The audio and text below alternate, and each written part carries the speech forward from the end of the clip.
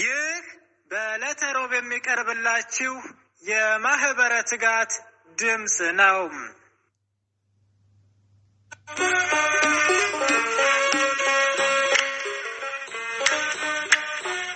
በስመ አብ ወወልድ ወመንፈስ ቅዱስ አሐዱ አምላክ አሜን። ምስጋና ለስሉስ ቅዱስ ይድረስና ሁልጊዜ በየዓመቱ በኅዳር 24 ቀን እኛ የኦርቶዶክስ ተዋሕዶ ምዕመናን የካህናተ ሰማይ ሱራፌ በዓልን እንድናከብር አባቶች ሥርዓትን ሰርተውልናል። ቅዱሳን መላእክት ሱራፌል እግዚአብሔር ለመላእክት መኖሪያነት ከፈጠራቸው ከሦስቱ ሰማዮች መካከል በየወር በሦስተኛው ከተማ የሚኖሩ መላእክት ናቸው። ሱራፌል የነገደ መላእክት የብዙ ቁጥራቸው መጠሪያ ሲሆን በነጠላ ስማቸው ሱራፌ የአንዱ መልአክ መጠሪያ ይባላሉ። ሰላም ጤና ይስጥልን ውድ አድማጮቻችን፣ ትጋት የአባ ዮሐንስ የመንፈስ ቅዱስ ፍሬዎች እንደምን ሰነበታችሁ? የእግዚአብሔር ሰላም በያለንበት ከሁላችንም ጋር ይሁን አሜን። ይህ በዕለተ ሮብ ተዘጋጅቶ ወደ እናንተ የሚቀርብላችሁ መንፈሳዊ የዜና መርሃ ግብራችን ነው። በዛሬው የዜና አተታችን ካህናተ ሰማይ በሚል ይዘንላችሁ ቀርበናል። ከዜናው ጋር አብረናችሁ ቆይታ የምናደርገው እኔም ወንድማችሁ ለገሰና እህታችን እህተ ማርያም በጋራ በመሆን ነው። እስከ መርሃ ግብራችን ፍጻሜ አብራችሁን እንድትቆዩ እየጋበዝኩ ወደ ዝርዝር ዜናው አልፋለሁ። ስያሜያቸው ሱራፊ የሚለው ቃል የሚያነድ፣ የሚያጤስ፣ የሚያጥን፣ አጣኝ የሚል ትርጉም ሲኖረው ይኸውም አገልግሎታቸውን ይገልጻል። ቅዱሳን መላእክት ሱራፌል 24ቱ ካህናት፣ 24ቱ ሊቃነ አለቆች፣ አንዳንዴም 24ቱ ሽማግሌዎች ተብለው የሚጠሩ ሥጋ የሌላቸው ረቂቃን የእውነት ካህናት የሆኑ ከቅዱሳን ሁሉ በላይ የሆኑና ከሰማይ ሰራዊት ሁሉ ከፍ ከፍ ያሉ መላእክት ናቸው።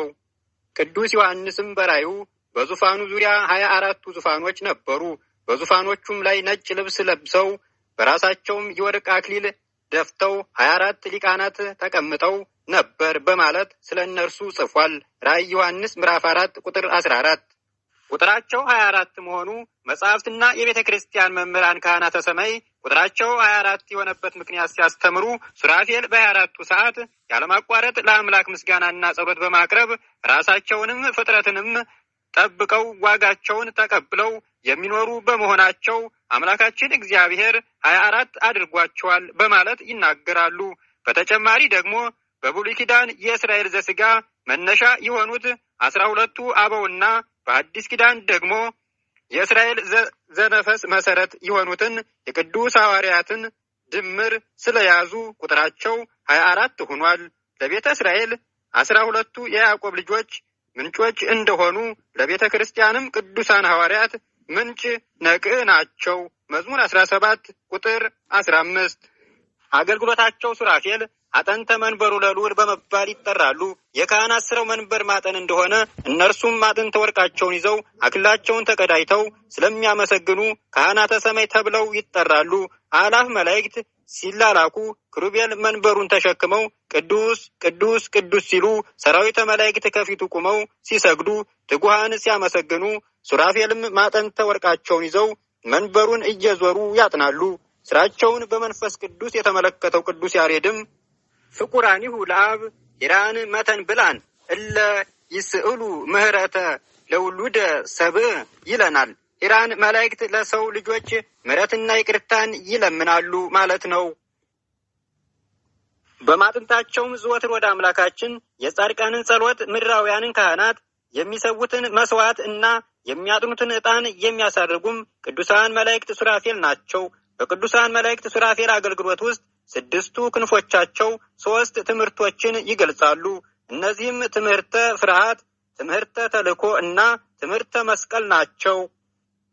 ነቢየ ልዑል ኢሳይያስ የእነርሱን ሁኔታ ሲገልጽ ሱራፌል በዙሪያው ቆመው ነበር። ለእያንዳንዱም 6 ክንፍ ነበረው። በሁለቱ ፊቱን ይሸፍን ነበር፣ በሁለቱ ክንፍ እግሮቹን ይሸፍን ነበር፣ በሁለቱ ክንፍ ይበርር ነበር። አንዱም ለአንዱ ቅዱስ ቅዱስ ቅዱስ የሰራዊት ጌታ እግዚአብሔር ምድር ሁሉ ከክብሩ ተሞልታለች እያሉ ይጮሁ ነበር ብሏል። ትንቢተ ኢሳይያስ ምዕራፍ 6 ቁጥር 2 እስከ 3። በሁለቱ ክንፋቸው ፊታቸውን መሸፈናቸው፣ በሁለቱ ክንፋቸው እግራቸውን መጋረዳቸው የመለኮቱ እሳትነት ዋዕየ መለኮት እንዳያቃጥላቸው ነው።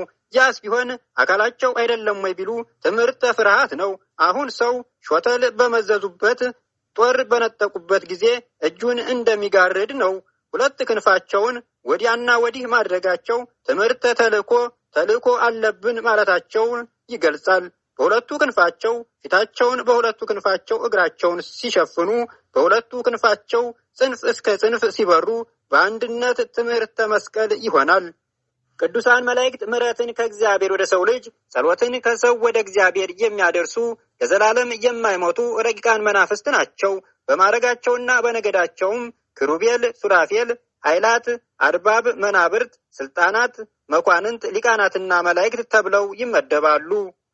ወሁልቆሙ ለእሙንቱ መላእክት ወሊቃነ መላእክት መናብርት ወስልጣናት አጋእዝት ኃይላት ወሊቃናት ክሩቤል ወሱራፌል እንዲል አንቀጸ ብርሃን ኩሎሙ ዘመላእክት።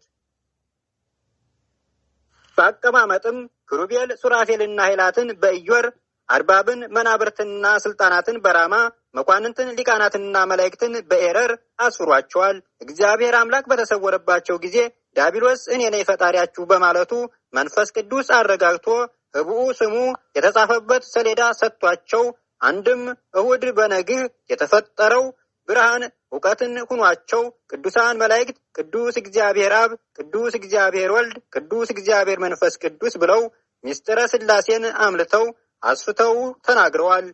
መጽሐፈ ኩፋሌ ምዕራፍ 2 ቁጥር 8፣ ትንቢተ ኢሳይያስ ምዕራፍ 6 ቁጥር 3 ይህንን ሃይማኖታቸውን ምክንያት አድርጎ በየነገዳቸው አለቃ ሹሞ ቀብቷቸዋል። ውድ አድማጮቻችን ትጋት የአባ ዮሐንስ የመንፈስ ቅዱስ ፍሬዎች፣ እነሆ ዘገባችን እንደቀጠለ ነው። ቀጣዩን ዘገባ እህታችን እህተ ማርያም ታቀርብልናለች። በድጋሜ አብራችሁን ቆዩ።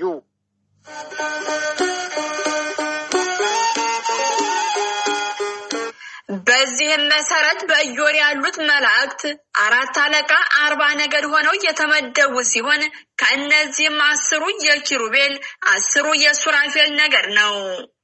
በቁጥርም 99 ነገድ ናቸው። ሀዲጎ ተስዓ ወተስዓተ ነገደ ቆም አከለ ባህር እንዲል ሰላም ዘጥምቀት ራእይ ዮሐንስ ምዕራፍ 12 ቁጥር 9። እግዚአብሔር አምላካችን 24 ሊቃነ መላእክትን መርጦ በመንበረ መንግስት ዙሪያ ክንፍ ለክንፍ አያይዞ አቁሟቸዋል። የብርሃን ዘውድ አክሊል ደፍቶላቸዋል። የብርሃን መስቀልና ማዕጠንተ ወርቅ አስይዟቸዋል። እንደዚህ አድርጎ ቅዱስ ቅዱስ ቅዱስ እያሉ እንዲያመሰግኑት አድርጓቸዋል። እነዚህም ካህናተ ሰማይ ሱራፌል ይባላሉ። በመጽሐፈ ስንክሳር ተመዝግቦ እንደምናገኘው በየዓመቱ ኅዳር 24 ቀን በእግዚአብሔር ዙፋን ፊት ቆመው ሰማያዊ አገልግሎት የሚሰጡ የካህናተ ሰማይ መታሰቢያ በዓላቸው ነው። በዛሬው ዝግጅታችን ስለ ካህናተ ሰማይ አገልግሎት የሚያስገነዝብ አጭር ትምህርት ይዘንላችሁ ቀርበናል። ሱራፊ ማለት መልአክ ከካህናተ ሰማይ አንዱ ማለት ነው። ሱራፊን፣ ሱራፌል፣ ሱራፊም በጽርዕ ሴራፊም በዕብራይስጥ ስራፊም ማለት የነገድ ስም ልዑላን መላእክት ሊቃናት የሚያጥኑ ካህናት ቀሳውስት ቀዳሾች ማለት ነው። ከዚህ በላይ ሱራፊ ነጠላ ቁጥርን፣ ሱራፌል ደግሞ ብዙ ቁጥርን ያመለክታል። ሱራፌል ለቅዱሳን በሰው አምሳል በመገለጣቸው ሽማግሌዎች ተብለው ተጠርተዋል። በግዕዝ ቋንቋ ደግሞ ካህናተ ሰማይ ይባላሉ። ይኸው በእግዚአብሔር ዙፋን ፊት ቆመው የሚሰጡትን ሰማያዊ አገልግሎት የሚያመለክት ስም ነው። በመጽሐፈ ስነ ፍጥረት እንደተገለጸው እግዚአብሔር አምላክ በዕለተ ሰኞ ከኪሩቤል ሰራዊት ገጸ ሰብእና ገጸ አንበሳን፣ ከሱራፌል ሰራዊት ገጸ ንስርና ገጸ እንስሳን ከኢየሩሳሌም ሰማያዊት በላይ ከሰማይ ውድድ በታች ጀርባቸውን ወደ ውስጥ ፊታቸውን ወደ ውጭ አድርጎ አቁሟቸዋል። ይኸውም የኔን የፈጣሪያቸውን ፊት ማየት አይቻላችሁም ሲል ነው። የኪሩቤል አለቃቸው ማለትም ገጸ ሰብእና ገጸ አንበሳ፣ ኪሩቤል የሱራፌል አለቃቸው ማለትም ገጸ ንስርና ገጸ ላህም ደግሞ ሱራፌል ይባላል። ስነ ፍጥረት ዘእሁድ ወንጌላዊ ዮሐንስ በራእዩ በዙሪያውም 24 ካህናት አሉ። በፊታቸውም የበጉን ስዕል፣ ደም የተረጨች ልብስንም የታተመ መጽሐፍንም ያያሉ። መንበሩን በዞሩ ቁጥር ለዚያ ለበጉ ስዕልና በደም ለታለለችው ልብስ ለታተመው መጽሐፍም 3 ጊዜ ይሰግዳሉ በማለት ስለ ሱራፌል ሰማያዊ አገልግሎት የተናገረ ሲሆን በፊታቸው የበጉን ስዕል ያያሉ ማለቱ የክርስቶስን ትስብእት በጌትነት ያዩታል ማለት ነው። ወደቁ ሲልም መስገዳቸውን ያመለክታል። በግ የተባለውም ጌታችንና መድኃኒታችን ኢየሱስ ክርስቶስ ነው። ደምን የተረጨች ልብስ ማለቱም ክርስቶስ ስለኛ መከራ መቀበሉን የታተመ መጽሐፍ የክርስቶስ ትስብእት የማይመረመር መሆኑን ለበጉ ስዕል፣ ለታለለችው ልብስና ለታለለው መጽሐፍ 3 ጊዜ ይሰግዳሉ ሲልም ከእግዚአብሔር አብና ከእግዚአብሔር መንፈስ ቅዱስ ጋር በአንድነትም በሶስትነትም ለሚመለከው ለክርስቶስ ደግሞ ደጋግሞም ምስጋና ማቅረባቸውንና መገዛታቸውን ያመለክታል። ነብዩ ሕዝቅኤልም ካህናተ ሰማይ ያለ ዘር መገኘታቸውን ሲያመለክት በመንበሩ ዙሪያ ቆመው ያሉ ካህናት ሕብራቸው መረግድ የሚባል ዕንቁን ይመስላል በማለት ተናግረዋል። ጸጋቸውን ሲገልጽ ደግሞ ብሩህ ልብስ ለብሰዋል፣ ክብራቸውንም ሲመሰክር በራሳቸው ላይ አክሊል ደፍተዋል ብሏል። ነጭ ልብስ ለብሰው መታየታቸው የንጽህናቸውና የቅድስናቸው መገለጫ ሲሆን በራሳቸው ላይ የተቀዳጁት ዘውድ ደግሞ ከእግዚአብሔር ዘንድ የተሰጣቸውን ዘላለማዊ ክብር ያሳያል።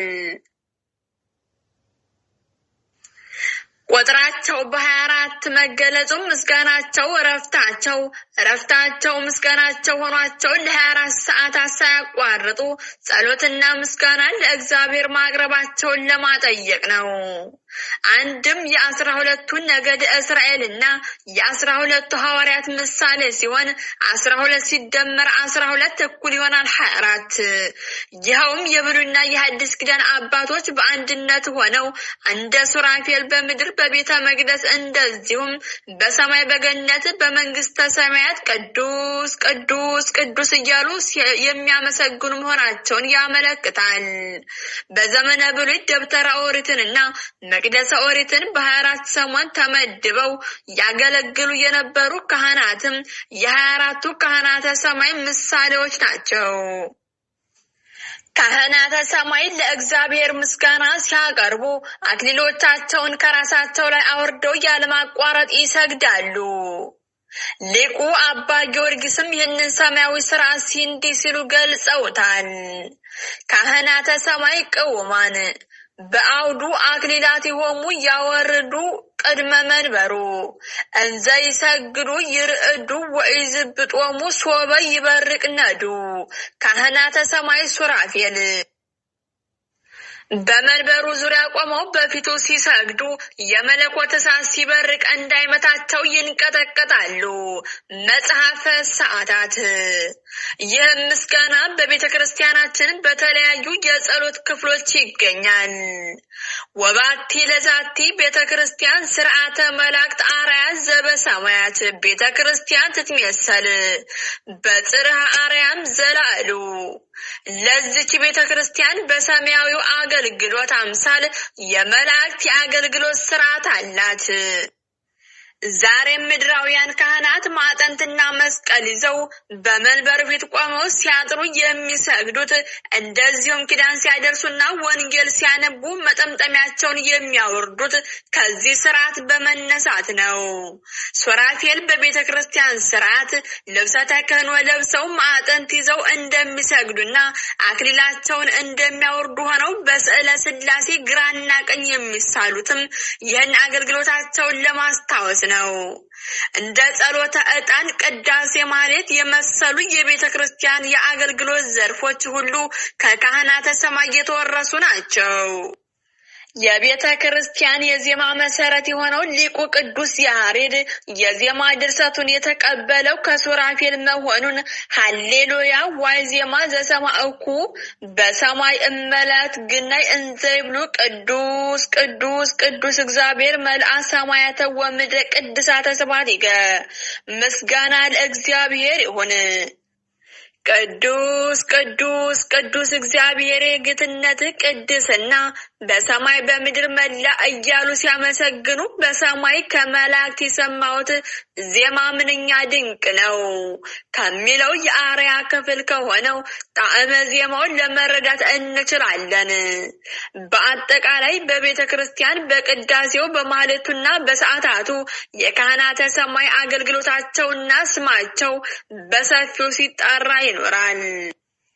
ሰለስቱ ደቂቅ እግዚአብሔርን አራዊትና እንስሳት ሁሉ ያመሰግኑታል በማለት እንደተናገሩት ካህናተ ሰማይ ሱራፌል ሌሊትና ቀን ምስጋና ሲያቀርቡ የክንፎቻቸውን ድምፅ ሲሰማ ዶሮ እንደሚጮህና እግዚአብሔርንም እንደሚያመሰግን በመጽሐፈ ስነ ፍጥረት እንዲህ ተብሎ ተጠቅሷል።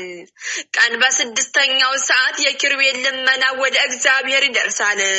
ሌሊት በ4ኛው ሰዓት ሱራፌል ለእግዚአብሔር ምስጋና ያቀርባሉ። በ10ኛው ሰዓትም ሰማያት ይከፈታሉ። እግዚአብሔርም የሰው ልጆች ጸሎት ይሰማል፣ የለመኑትንም ሁሉ ይሰጣቸዋል። በዚህችም ሰዓት ከሱራፌል ከክንፎቻቸው ድምፅ የተነሳ ዶሮ ይጮሃል፣ እግዚአብሔርንም ያመሰግናል። ስነ ፍጥረት ዘእሁድ። እኛ የሰው ልጆችም የተፈጠርንለት ዓላማ የእግዚአብሔርን ስም ለመቀደስ መንግስቱንም ለመውረስ መሆኑን በማስተዋል ስለ ግሩምና ድንቅ ስራ ሁሉ አቤቱ የኃያላን አምላክ እንዳንተ ያለ ማን ነው? ስራህም ድንቅ ነው። መዝሙረ ዳዊት መዝሙር 47 ቁጥር 2 እያልን ዘወትር አምላካችንን ልናመሰግነው ይገባናል።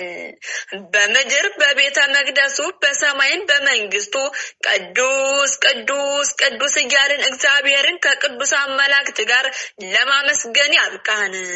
ለእግዚአብሔር ምስጋና ይሁን። እኛንም በካህናተ ሰማይ ጸሎት ይጠብቀን፣ በረከታቸው የሚደርብን ለዘላለሙ አሜን።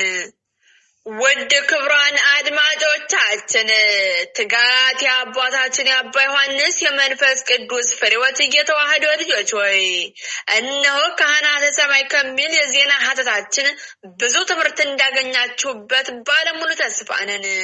ሰላም ወስብሐት ለእግዚአብሔር ወለወላዲቱ ድንግል ወለመስቀሉ ክቡር አሜን።